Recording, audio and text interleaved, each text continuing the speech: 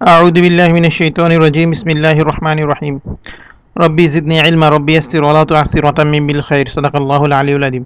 সুপ্রিয় দর্শক শ্রোতা বন্ধুরা, দেশে প্রবাসী পৃথিবীর বিভিন্ন প্রান্ত থেকে ইউটিউবের মাধ্যমে যারা আমার আজকের আলোচনা শুনছেন তাদের প্রত্যেককে ইসলামিক সম্ভাষণ রীতিতে স্বাগত জানাচ্ছি। আসসালামু আলাইকুম ওয়া রাহমাতুল্লাহি ওয়া বারাকাতুহু।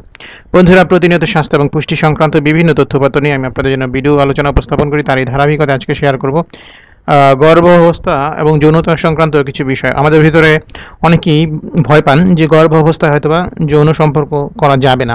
আবার অনেকের ভিতরে এই ভুল ধারণাটি রয়েছে যে গর্ভ অবস্থায় যৌন সম্পর্ক করার কোনোই ক্ষতিকর বিষয় নেই, বরং যে কোনোভাবেই যৌন সম্পর্ক করা যাবে। দুটো বিষয় আসলে ঠিক নয়। গর্ভাবস্থায় যৌন সম্পর্ক করা যেরকমভাবে নিরাপদ, ঠিক তদ্রূপ অনিরাপদ।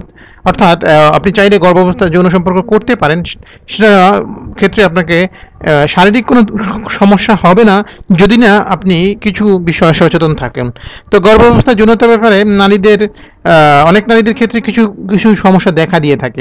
অনেক পুরুষও গর্ভকালীন সময় যৌন মিলনে আগ্রহী হয়ে থাকেন না। যদিও গর্ভাবস্থায় যৌন মিলন তেমন ক্ষতিকারক নয়, তবে এই সময় যৌন মিলনের স্বাভাবিক আসনগুলো ব্যবহার করা সম্ভব হয় না। তার বদলে বিরল আসনে যৌন মিলন করতে হবে। অর্থাৎ এমন আসন আপনাকে পছন্দ করে নিতে হবে যাতে আপনার সঙ্গিনীর পেটে অথবা শরীরে খুব বেশি চাপ বা শক্তি প্রয়োগ না হয়।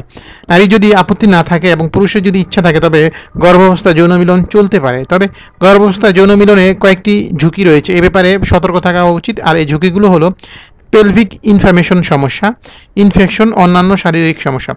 সাধারণ গর্ভাবস্থায় প্রথম 2 থেকে 3 মাস যৌন মিলনে তেমন কোনো ঝুঁকি থাকে না, তবে এরপরে গর্ভের বয়স যত বাড়ে ঝুঁকি তত বাড়তে পারে। এ ব্যাপারে খেয়াল রেখে যৌন মিলন করা উচিত। আর বিশেষ করে গর্ভাবস্থায় যৌন মিলনের পূর্বে অবশ্যই কোনো বিজ্ঞ ডক্টরের পরামর্শ নিয়ে নেবেন এবং তার পরামর্শ অনুপাতে যৌন মিলন চালিয়ে যেতে পারেন, সেক্ষেত্রে কোনো সমস্যা হবে না। তো বন্ধুরা, আমাদের আজকে আলোচনাটি যদি আপনাদের ভালো লাগে শেয়ার করে দিবেন, আমাদেরকে আপনাদের মতামত জানাবেন, চ্যানেলটি সাবস্ক্রাইব করবেন, আমাদেরকে লাইক দিয়ে উৎসাহিত করবেন। আজকে পর্যন্ত আল্লাহ হাফেজ। আসসালামু আলাইকুম রহমতুল্লাহি ওয়া বারাকাতুহু।